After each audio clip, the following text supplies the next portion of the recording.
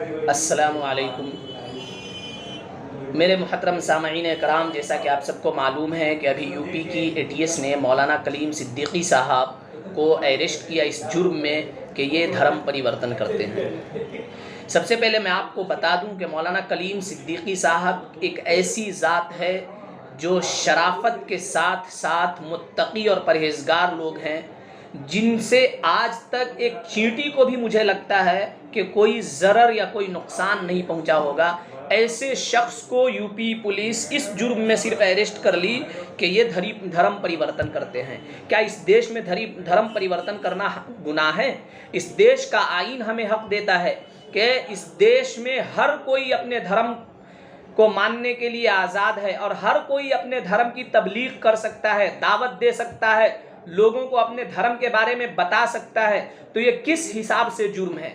وہ یوگی آدتیہ ناتھ کی A T S, جس یوگی آدتیہ ناتھ پہ قتل و غارت کا مقدمہ درج تھا، خون خرابے کا مقدمہ درج تھا، دنگا بھڑکانے کا مقدمہ درج تھا، وہ یوگی آدتیہ ناتھ جس نے بڑے مجمع میں کہا تھا کہ ہم ایک ہندو کنیا کے بدلے 100 کنیاؤں کو اٹھائیں گے، ایسے یوگی آدتیہ ناتھ کو چیف منسٹر بنایا بی جے پی والوں نے، اور وہ سارے مقدمات یوگی آدتیہ ناتھ اپنے اوپر سے اٹھا لیے، اور ایک ایسے عالم دین جو مسلمانوں کی رہنمائی کرتے ہیں، مسلمانوں کے دین کی اشاعت کرتے ہیں، مسلمانوں کی لیڈرشپ ہے ان لوگوں کے ہاتھ میں، ایسے لوگوں کو جان بوجھ کر بی جے پی نشانہ بنا رہی ہے۔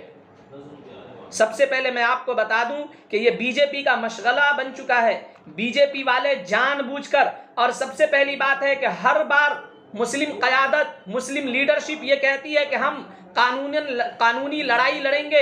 ارے کیا ایک ایک کر کے یہ بی جے پی کی حکومتیں مسلمانوں کو اٹھاتی رہیں گی اور ہم قانونی لڑائی لڑتے رہیں گے؟ نہیں، اب ہمیں سڑکوں پر آ کر احتجاج کرنا ہوگا۔ آج انہوں نے مولانا کلیم صدیقی کو اٹھایا ہے، کل یہ مولانا ارشد مدنی کو اٹھائیں گے، پرسوں یہ حضور تاج الشریعہ کو اٹھائیں گے، اور پھر اسد الدین اویسی کو نشانہ بنائیں گے۔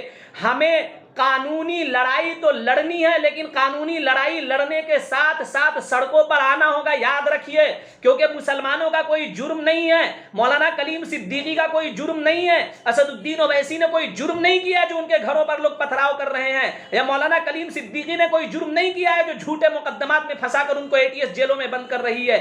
مسلمانوں جاگیے، ہوش کے ناخن لیجئے اور متحد طور پر سڑکوں پر آئیے۔ جب تک آپ سڑکوں پر نہیں آئیں گے، یقیناً یہ مسلمانوں کو اس طریقے سے جھوٹے اور بے بنیاد الزام لگا کر جیلوں کے اندر بند کرنے کا مشغلہ چالو رکھیں گے یہ لوگ۔ اسی لیے میں مسلم قیادت سے اپیل کر رہا ہوں کہ مسلم قیادت ہوش کے ناخن لو۔ یقیناً عدالت پہ بھروسہ ہے، لیکن عدالت میں جو ججز بیٹھتے ہیں ان ججز کو خریدنے میں بھی یہ حکومتیں کامیاب ہو چکی ہے۔